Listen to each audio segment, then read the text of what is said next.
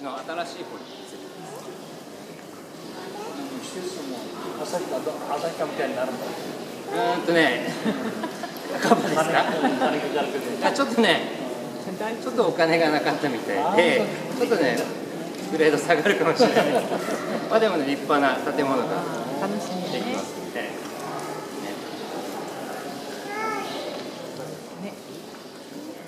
これでね、カバのお話。